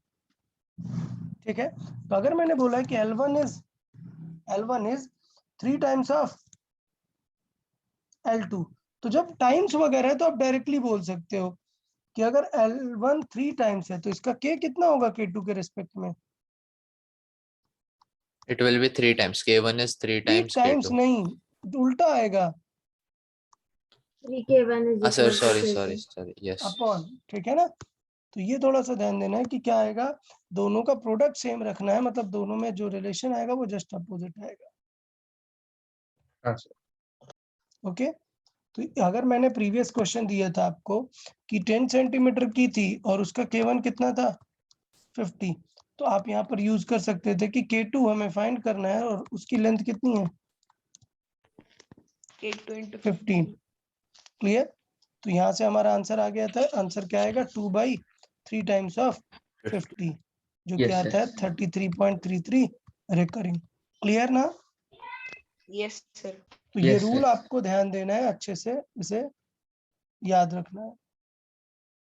तो स्प्रिंग को लेके ये मैंने नोट्स में पहले ऐड नहीं किए थे, ये दो चीजें आप लोग याद रखेंगे। क्या कि के किन पे डिपेंड करता है? मटेरियल प्लस सेपमेंट साइज पे, और के इंटू एल लेंथ पे कैसे डिपेंड करता है? इस तरीके से कि के into L will always remain same for all. Okay Yes, sir. चले, तो और कॉमन सेंस तो माइंड में रहेगा ही। कॉमन सेंस क्या है कि अगर इसे मैंने 10 टाइम्स कर दिया और इसका के था पहले, इसका के है, सॉरी इसका के था 1000, ठीक है, और इसे मैंने 10 टाइम्स लेंथ कर दी, तो इसका के कितना हो जाएगा? K1/10. K/10। समझा कि नहीं? Yes. लेंथ अगर 10 टाइम्स है तो के 1/10। अब इसी को क्रॉस कर देगा और आप कंफ्यूज हो जाओगे। मैंने कहा लेंथ इज 5 टाइम्स, समझिएगा, लेंथ इज 5 टाइम्स और इसका जो के है वो है 200। सो फाइंड द के ऑफ दिस स्प्रिंग। ज्यादा होगा या कम होगा? ज्यादा होगा सर। ज्यादा होगा sir. ज्यादा होगा, तो कितना ज्यादा होगा? 5 टाइम्स 5 ज्यादा टाइम्स होगा। ज्यादा। अगर इसे निकालोगे तो ये 1/5 आएगा इसका, बट इसे निकालोगे तो ये इसका मोर देन 5। 1000 आ जाएगा। ओके, अगर कभी भी किसी टाइम पे कंफ्यूजन हो कॉमन सेंस में तो आप मैथमेटिकल कर दो, K1 L1 is equal to K2 L2। Mathematical में कभी भी कोई दिक्कत नहीं आएगी। चले तो देखें, अब ये क्वेश्चन एक मिक्स क्वेश्चन है, इसे ट्राई करें, देखें कितने लोग आंसर कर पाते हैं करेक्ट इसे।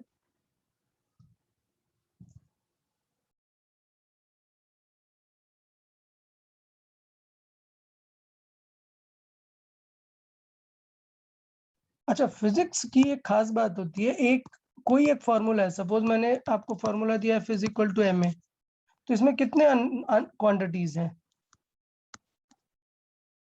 कितने हैं? 3। तो फिजिक्स की खास बात है, in a equation you can find one quantities always. Yeah. So suppose there are 3 quantities. If you know any 2, you can find the third. Clear na? Yes, sir. Yes. Sir, मैंने भेजा आपको. Yeah, just man. So this is the basic idea about any equation in physics or any subject.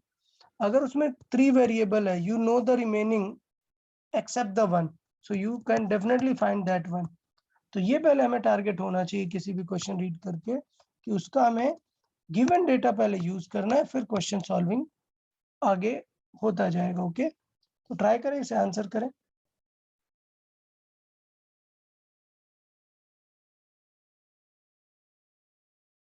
Sir 4 equal pieces है ना वो? हाँ, 4 equal pieces ये अगर मतलब डेफिनेटली 4 इक्वल पीसेस है.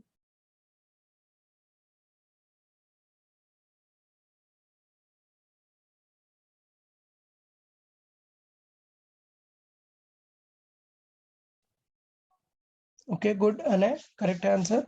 बाकी लोग भी ट्राई करें जल्दी से.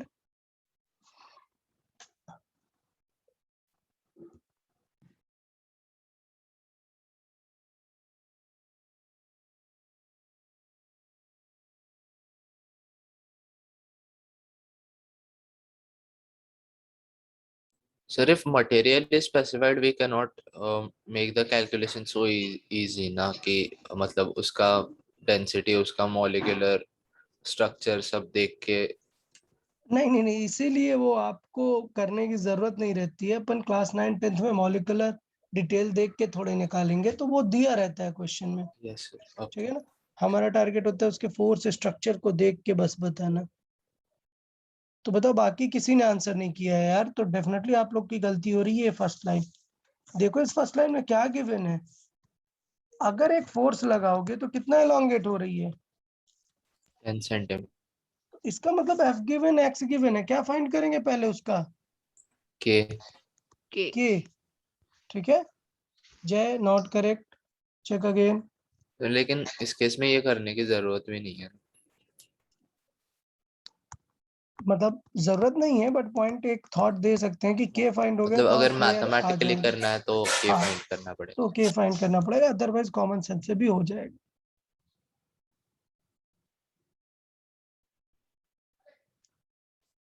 तो कॉमन सेंस हमने यहाँ पर क्या बताया, पहले हम के निकाल लेते हैं. के कितना आ जाएगा इस क्वेश्चन का बताएं. F upon x. एफ है 1000 और एक्स को बेटा मीटर में रखेंगे, सेंटीमीटर में नहीं रखेंगे. तो मीटर में कितना है? 0.1 आंसर आ गया 10,000. 10,000 into अब 4. क्या किया हमने? cut into 4 pieces. Cut into 4 pieces. मतलब 4 पीसेस में कट कर दिए तो लेंथ कम कर दी, तो के क्या हो गया? बढ़ गया होगा ना. Increase. तो न्यू So वाला के into कितना 4. हो गया होगा? 40,000. 40,000. लेकिन अब क्वेश्चन क्या पूछ रहा है, क्या हमें के बताना है क्या? No. नहीं. Find the force force. बताना है. तो अब फोर्स का फॉर्मूला क्या हो जाएगा? के हो गया है कितना? 40,000. लेकिन एक्स कितना चाहिए? सेम डिफॉर्मेशन हमारा 10 0.1 ही सेंटीमीटर. है तो 4000. 0.1. हाँ. तो ये क्या आ गया? 4000. तो करेक्ट So आंसर हम होगा 4000 न्यूटन. directly हाँ, कर रहे force हैं, को डायरेक्ट भी कर रहे हैं. तो थॉट क्या है पहला हमारा, कि ये बताने का पर्पस क्या हुआ. ये बताने का पर्पस ये है कि क्वेश्चन बीच में भी पूछ सकता है. ऐसा थोड़ा है कि जो मैंने क्वेश्चन पूछा सिर्फ वही आएगा. अब क्वेश्चन में पूछ सकता था कि के क्या होगा इसका, तो हमें पता चल गया कि के कितना होगा. अब हमें पूछेगा कि वो छोटे छोटे पीसेस का के कितना होगा, तो पीसेस का के हुआ ये. लेकिन हमसे फाइनली पीसेस का के नहीं पूछ रहा था. क्या पूछ रहा था? Final force. तो करेक्ट आंसर इसका जो है वो 4000 है. 4 न्यूटन. 4 न्यूटन ये हमारा फाइनल आंसर होना चाहिए. लेकिन इसे हम डायरेक्ट भी कर सकते थे. तो डायरेक्ट मैंने क्या समझाया कि एक बड़ी पीस है और एक छोटी पीस है. तो बड़ी पीस को एलोंगेट करना इजी होता है या छोटे को? बड़े बड़े को. वाले. सेम अमाउंट अगर एलोंगेट करने के लिए आपको 1000 न्यूटन लगाना पड़ा, और ये पीस अगर 1/4 हो गई है, तो आपको ज्यादा फोर्स लगाना है ना, तो आपको कितना लगाना पड़ेगा? 4 into 4. टाइम्स. तो आपको ये सब निकालने की जरूरत नहीं थी, डायरेक्ट ही आंसर हो सकता था 4000. क्लियर ना? Yes sir. ठीक है. तो ये कॉमन सेंस आपको तब आएगा जब आपको चीजें पता होंगी. ऑल्दो मैंने मैथमेटिकली निकाल के पूरा लिखाया हुआ है, क्योंकि अलग अलग चीजें भी पूछ सकता है। ठीक है, के पूछ सकता है स्प्रिंग का, छोटी वाली स्प्रिंग का के पूछ सकता है, और फोर्स पूछ सकता है। बाकी अपन कॉमन सेंस लगा देंगे कि अगर लेंथ 1/4 हुई है, छोटा हो गया मतलब फोर्स ज्यादा लगाना पड़ेगा, force will be 4 times. Okay, पक्का यहाँ तक? Okay yes sir. Okay sir. Yes sir. Okay, तो अभी मैकेनिकल फोर्स की कैटेगरी चल रही थी, इससे पहले हमने पढ़ा था स्प्रिंग। अब हम क्या पढ़ रहे हैं next? String. String force. String force का एक नेम दूसरा भी होता है, क्या? Tension force. रीजन क्या है इसका? रीजन क्या है टेंशन फोर्स नेम देने का? ये लिखा हुआ है, बताएं क्या रीजन है? Always acts when string is in tension. Exactly जब मतलब स्ट्रिंग कोई टाइट string होगी तभी तो टाइट फोर्स लग रहा होगा। अगर हाँ, ऐसे ये स्ट्रिंग ऐसे लूज है तो क्या स्ट्रिंग रॉड थोड़े है जो फोर्स लगाएगी? समझा ना? Yes sir. तो अगर यस आप ऐसे स्ट्रिंग को होल्ड किए हैं जस्ट, तो कोई फोर्स लग रहा है क्या? नहीं, क्योंकि स्ट्रिंग कैसी नहीं, कंडीशन में है? लूज कंडीशन में। लूज तो स्ट्रिंग में फोर्स सिर्फ तभी लगेगा जब कैसी होगी स्ट्रिंग? टेंस्ड होगी, टाइट टाइट होगी। तो इसलिए स्ट्रिंग फोर्स को क्या बोलते हैं? Tension tension force. Force. Clear? तो इसे लिखते हैं टी से, टेंशन फोर्स। अब देखें ये कब एक्ट करेगा, कैसे एक्ट करेगा। तो देखें क्या पॉइंट है।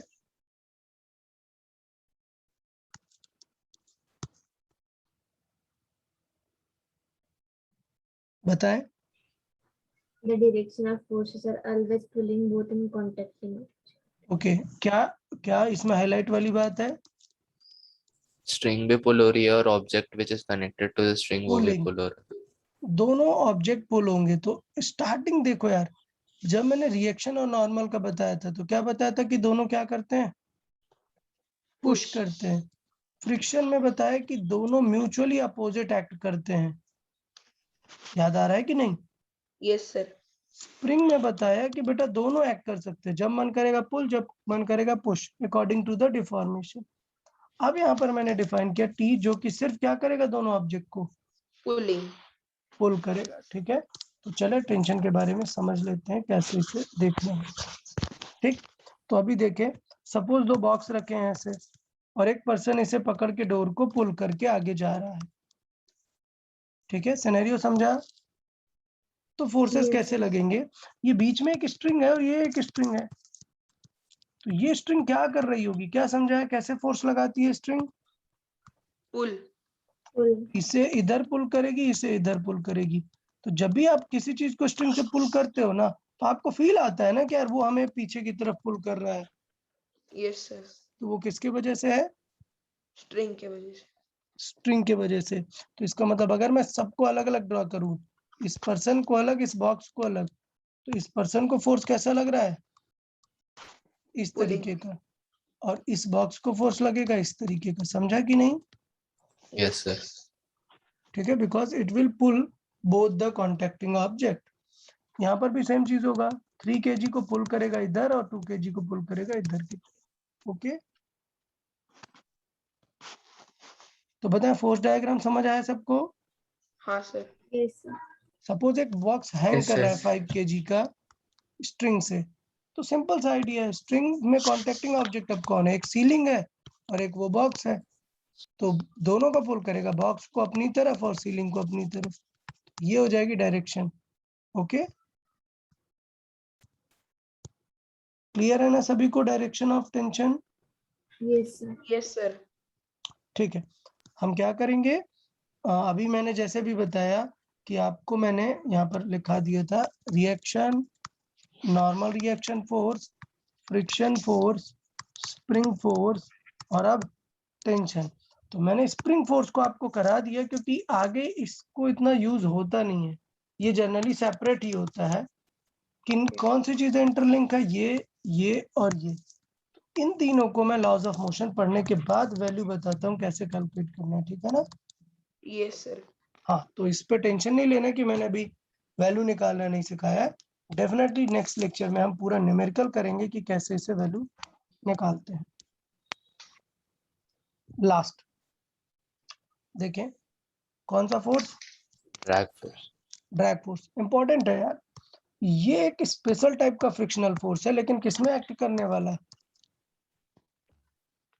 Only in fluids, water, fluids I mean मतलब liquid or liquid gas. And gases वगैरह में। तो इसका मतलब ये था कि समझना, एक बॉक्स को जब हम आगे मूव करा रहे थे तो एक फोर्स कांटेक्ट में अपोज कर रहा था, उसका नाम क्या था? Frictional force. फ्रिक्शन। लेकिन अगर यही ऑब्जेक्ट किस में मूव हो रहा होता? लिक्विड में। सपोज ये वाटर है और आपने एक ऐसे ऑब्जेक्ट को ड्रॉप कर दिया, तो ये वाटर तो इसे टच कर रहा है ना। यस इसका मतलब यहाँ पर भी एक क्या लगना चाहिए? Friction force. लिक्विड यहाँ के पे जो buoyancy फ्रिक्शन, जितनी ज्यादा होगी उतना उसे अब thrust प्रोवाइड होगा। नहीं बेटा वो दूसरी जगह चले गए आप, पहले यहाँ पर आते हैं।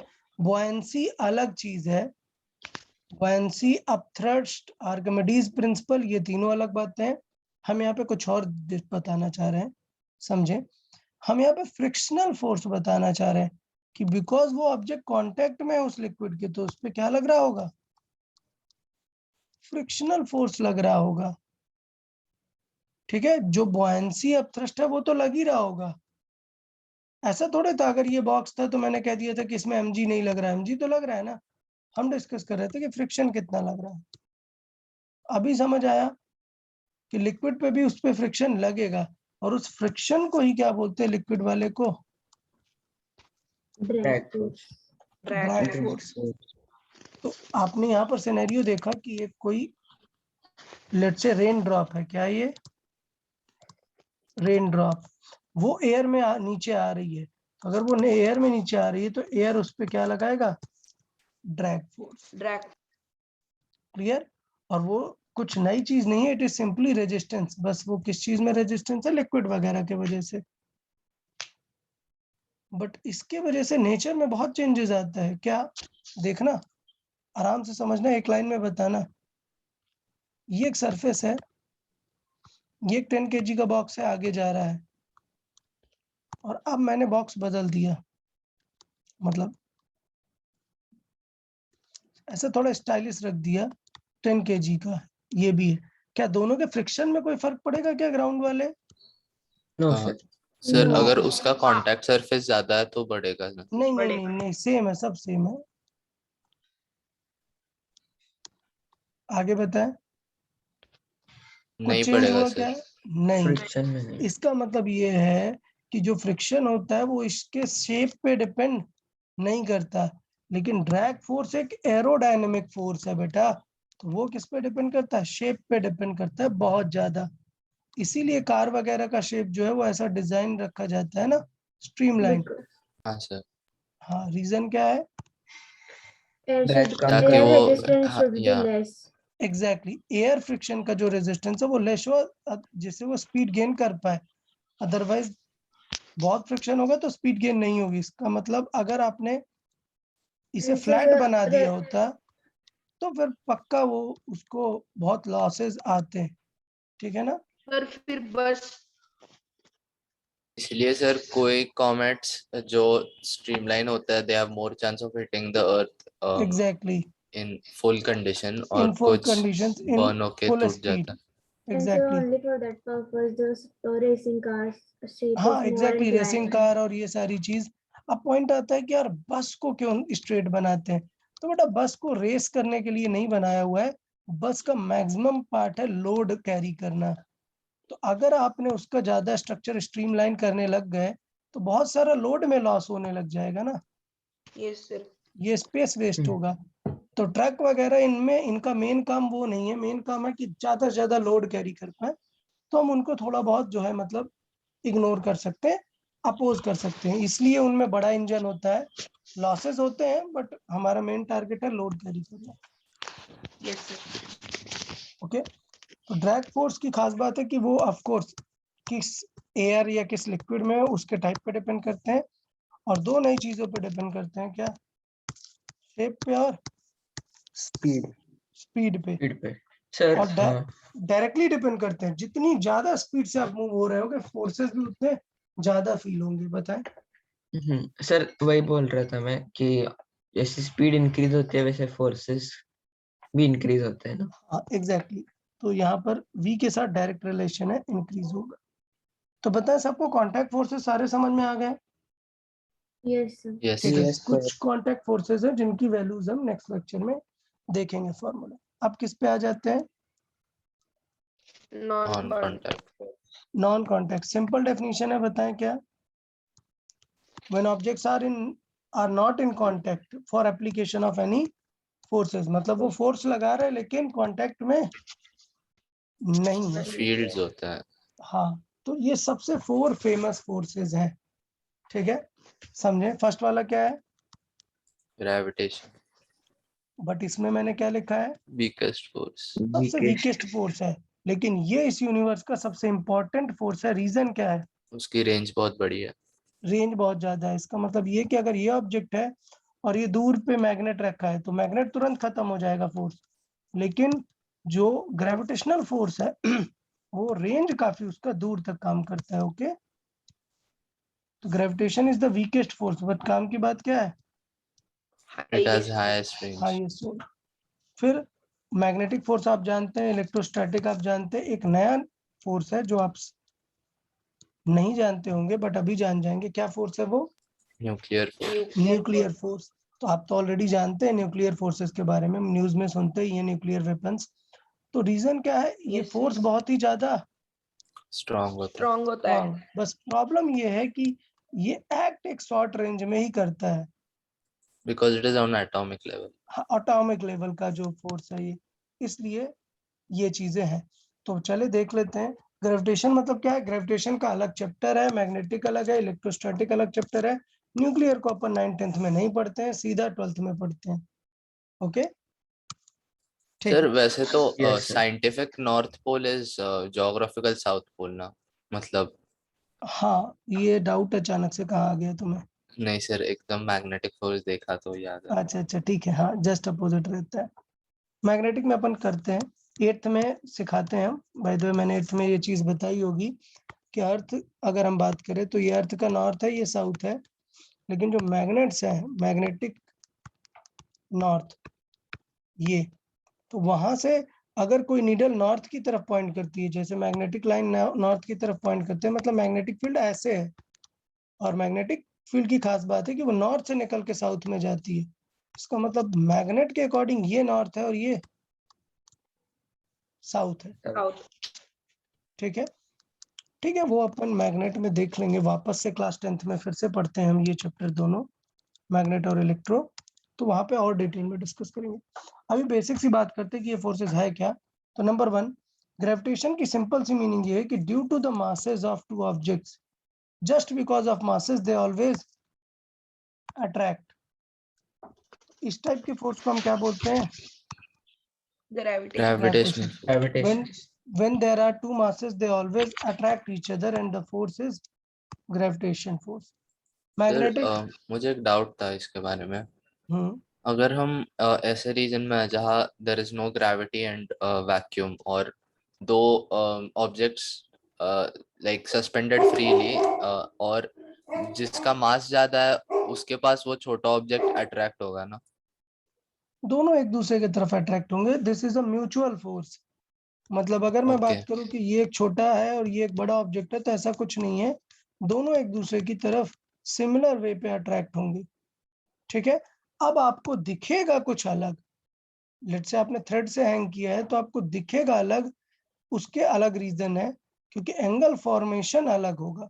बट अगर आप ये पूछना चाह रहे हो कि ग्रेविटेशनल फोर्स किसे ज्यादा फील होगा, छोटे वाले को ज्यादा फील होगा क्या? हाँ सर, नहीं, वही पूछना। दोनों को फोर्स क्या फील होगा? सेम। सेम। इफेक्ट इस पे ज्यादा दिखेगा क्योंकि ये स्मॉल है बेचारा। मतलब मैं ये कह रहा हूँ कि दो लोग हैं, एक को आपने दिया 100 और दूसरे को दिया 100, बट ये लेट्स से 20 इयर्स का पर्सन है और ये एक 5 ईयर ओल्ड चाइल्ड है, तो डेफिनेटली 5 ईयर ओल्ड वाले को बहुत ही अलग फील होगा उतना ज्यादा फोर्स। बट क्या फोर्स अलग लग रहा है क्या? नहीं, फोर्स दोनों में सेम लग रहा है। इफेक्ट्स क्या होंगे वो हम देखेंगे। ठीक है, तो मैग्नेटिक फोर्स क्या है? Yes, yes. मैग्नेटिक फोर्स जब एक मैग्नेट अट्रैक्ट करता है आयरन फिलिंग्स को या अपने टाइप के ही मैग्नेट को, तो जो फोर्सेस लगते हैं वो क्या बन जाते हैं? मैग्नेटिक। इलेक्ट्रोस्टैटिक फोर्सेस क्या होते हैं? जो चार्ज पार्टिकल के बीच में लगते हैं, मतलब अगर सिमिलर चार्जेस है तो रिपेल करते हैं और अपोजिट चार्जेस हैं तो Attract. करते हैं। और न्यूक्लियर फोर्सेस क्या होते हैं? न्यूक्लियर फोर्सेस होते हैं प्रॉब्लम कि सपोज एक न्यूक्लियस है, एटॉमिक लेवल पे हमें पता है, केमिस्ट्री में देखा है आपने कि न्यूक्लियस के अंदर क्या होते हैं हमारे पास? प्रोटॉन्स और न्यूट्रॉन्स। क्लियर? क्या होते हैं? Yes, proton yes. और न्यूट्रॉन। तो Neutron. न्यूट्रॉन की तो कोई दिक्कत नहीं है, वो चार्ज नहीं है, बट प्रोटॉन तो एक दूसरे को रिपेल करेगा ना।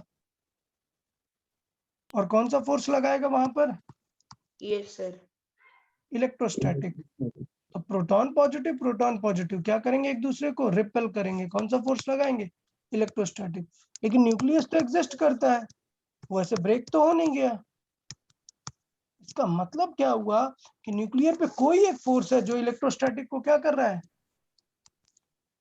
रिपेल। अपोज कर रहा है उसको।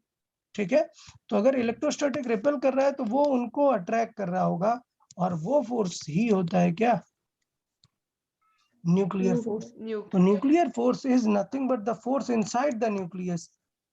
तो इतनी ज्यादा कम डिस्टेंस उसे चाहिए कि मतलब बस न्यूक्लियस के अंदर ही वो एक्ट कर सकता है, बाहर नहीं। ओके, और खास बात है कि क्या ये चार्ज पे डिपेंड करता है कि पॉजिटिव पर ही एक्ट करेगा? नहीं, ये सब पे एक्ट करता है। तो न्यूक्लियर फोर्स सिर्फ within the range of nucleus ही लगता है, बट ये सबके बीच में लगता है, मतलब प्रोटॉन भी, प्रोटॉन एंड न्यूट्रॉन भी, एंड न्यूट्रॉन भी। ओके, लेकिन ये ध्यान देना कि सर वो न्यूक्लियस की बाउंड्री क्या, मतलब क्या होल्ड करता है प्रोटॉन्स और न्यूट्रॉन्स को अंदर? कोई बाउंड्री नहीं है, कोई स्पेसिफिक बाउंड्री नहीं है, ये फोर्सेस ही इसे होल्ड करते हैं, मतलब कोई बाइंडिंग एलिमेंट नहीं है। These are just binding forces, क्योंकि they are non contact forces. तो ऐसा नहीं कि एक प्रोटॉन ऐसे उसके बगल में टच करके रखा हुआ है, they are hold, let's say you can say by mutual forces. ठीक है, ऐसा कुछ यहाँ पे एडहेसिव लेयर नहीं है। ओके ओके, तो उनका जो फोर्सेस है वो उन्हें होल्ड करके रखता है। तो यहाँ पर हमने दो चीजें समझी। क्या? कि हाईएस्ट रेंज का मतलब क्या है ग्रेविटेशन का? That it works for a very long distances, okay, even between the galaxies. Shortest range का मतलब क्या हुआ न्यूक्लियर में? It can work up to very small distances, मतलब विद इन द न्यूक्लियस, और वो डिस्टेंस होती है इतनी कम, 10 टू द पावर -15। ओके, तो एक चीज पूछा जाता है कि ये जो इलेक्ट्रॉन है, is this hold towards the nucleus because of the nuclear forces? No, nuclear forces सिर्फ कहां पर एक्ट करेंगे? Inside the nucleus. Inside the nucleus. अगर ये बाहर वाला अट्रैक्टेड है तो वो पक्का चार्जेस की वजह से है, मतलब कौन सा फोर्स है? Electrostatic. ओके, ठीक है, तो क्लियर है कि नहीं यार यहाँ तक जो भी पॉइंट्स है हमारे? Yes sir, clear. ठीक है, तो ये हमारे फोर्सेस हैं जो नॉन कांटेक्ट फोर्सेस हैं। नेक्स्ट हम इसमें एक स्पेशल टाइप का नॉन कांटेक्ट फोर्स भी मैं ऐड करूंगा, और फोर्सेस के जो हमने आज सिर्फ थ्योरी देखी है, नेक्स्ट लेक्चर में हम उनके फॉर्मूले और कैलकुलेशंस भी देखेंगे। Okay, yes sir. सर ठीक आपने जैसे इधर लिखा है कि ग्रेविटेशनल, मैग्नेटिक, इलेक्ट्रोस्टैटिक और न्यूक्लियर वो वीकर से स्ट्रॉन्गर होते जा रहा है, हाँ, वैसे ही रेंज के लिए वो हाईएस्ट से लोएस्ट होते जा रहा है, मतलब एग्जैक्टली ग्रेविटेशनल के बाद मैग्नेटिक का एग्जैक्टली, रेंज हाँ जरा। हाँ, ओके, ओके, हाँ, यस चलो सर। ठीक है फिर, टेक केयर एवरीवन, हाँ, bye bye. Yes sir, thank Yes, you, sir. Bye. Yes, sir. Sir, Thank you, sir. will the questions based on this will in the test or not? No, how is that even a question? I have posted it in the group properly. I have posted it in the group from which sections the question will be there. Kindly look into that and focus on those parts only, huh? Sir, variable motion under gravity and graphs. Exactly, but graph will have the highest weightage also. Yes, Yes, sir, sir. 50%. Should I? Yeah. Can you just send the link of practice sheet for kinematics, because I have joined now, I don't have the practice sheet. Okay, just text me in the WhatsApp, I'll reply. Yes, Okay, sir. bye bye everyone. Thank you, sir. Bye, sir. Yeah, bye bye all Thank of you you. so much, sir.